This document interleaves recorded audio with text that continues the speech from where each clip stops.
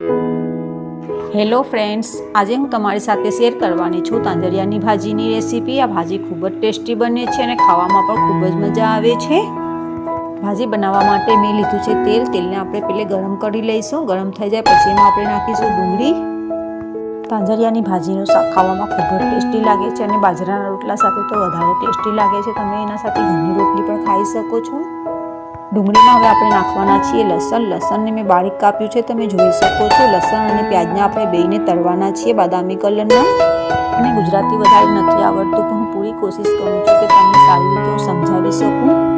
તમને આ તાંજરિયાની ભાજીની રેસીપી સારી લાગે તો આગળ શેર કરજો અને મને કમેન્ટ કરીને બતાવજો કે તમને આ રેસીપી કેવી લાગી। ડુંગળી હવે બાદામી કલરની થવા આવી છે, તમે જોઈ શકો છો। ડુંગળી તળાઈ જાય સરસ રીતે પછી એમાં આપણે નાખીશું ટમાટા। ટમાટા મેં અહીંયા લીધા છે 2 ટમાટાને આપણે નાના કટકા કરવાના છે। એને પણ તળવાના છે થોડી વાર સુધી। ટમાટાથી તાંજરિયાની ભાજીનું શાક વધારે ટેસ્ટી બને છે અને ખાટું પણ લાગે છે ખાવામાં।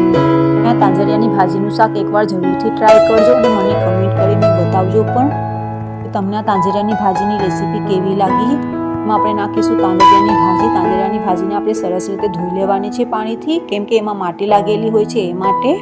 આપણે નાખીશું તાંજરિયાની ભાજીમાં મરચાં। મરચાં મેં અંદર નાખ્યા છે 3 થી 4, તમે જોઈ શકો છો। એના કટકા કરી લેવાના છે 2-2। તાંજરિયાની ભાજીનું શાક ખાવામાં ખૂબ જ ટેસ્ટી લાગે છે। હવે એમાં આપણે નાખીશું હળદર પાવડર। અડધી ચમચી નાખીશું હળદર પાવડરની। હળદર પાવડર નાખ્યા બાદ પછી એમાં આપણે નાખવાના છીએ નમક। નમક નાખ્યા બાદ પછી એમાં આપણે નાખીશું 1 ગ્લાસ પાણીનું। તાંજરિયાની ભાજી બનવામાં પણ કંઈ વાર નથી લાગતી અને થોડી વારમાં જ બની જાય છે અને બધાને ભાવે પણ છે ભાજીનું શાક।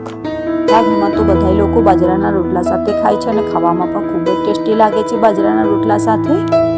મને કમેન્ટ કરીને બતાવો કે મારાથી વિડીયો સારી બને છે કે નથી બનતી, મારાથી કંઈ ભૂલ થાય છે કે શું। ભાજીને સરસ રીતે ફેરવીને એના ઉપર ઢાંકણું ઢાંકીને પકાવવા માટે મૂકી દઈએ। 15 મિનિટ એને એમને એમ જ રહેવા દેવાની છે, પછી આપણે જોઈશું કે ભાજી બની છે કે નથી બની। 15 મિનિટ થઈ ગયા છે, હવે આપણે જોઈએ કે ભાજી બની છે કે નથી બની। ભાજીના શાકને આપણે સરસ રીતે ફેરવી લઈએ, કેમ કે ભાજી હમણાં પણ ગળી નથી, થોડી વાર હજી લાગશે એને પકવામાં। જેમાં આપણે 1 ગ્લાસ પાણીનું નાખ્યું તે બધી જરી ગયું છે, તમે જોઈ શકો છો। ફરીથી એમાં આપણે પાણી નાખીશું અડધો ગ્લાસ જેટલો। આ તાંજરિયાની ભાજીનું શાક ઘણા વડીલ તો ખાય છે, પણ બાળકો પણ ખાય છે આ શાક।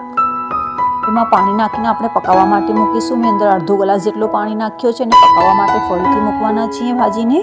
તાંજરિયાની ભાજીનું શાક બાળકો પણ ખાય છે, મારા ઘરમાં તો બધા લોકો ખાય છે આ શાક। ઉપર ઢાંકણું ઢાંકી દઈએ અને પકાવવા માટે મૂકીએ ફરીથી।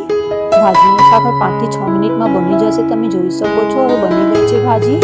આ રેસીપી સારી લાગે તો મારા ચેનલને સબસ્ક્રાઈબ કરજો અને લાઈક કરજો અને કમેન્ટ કરીને મને બતાવજો।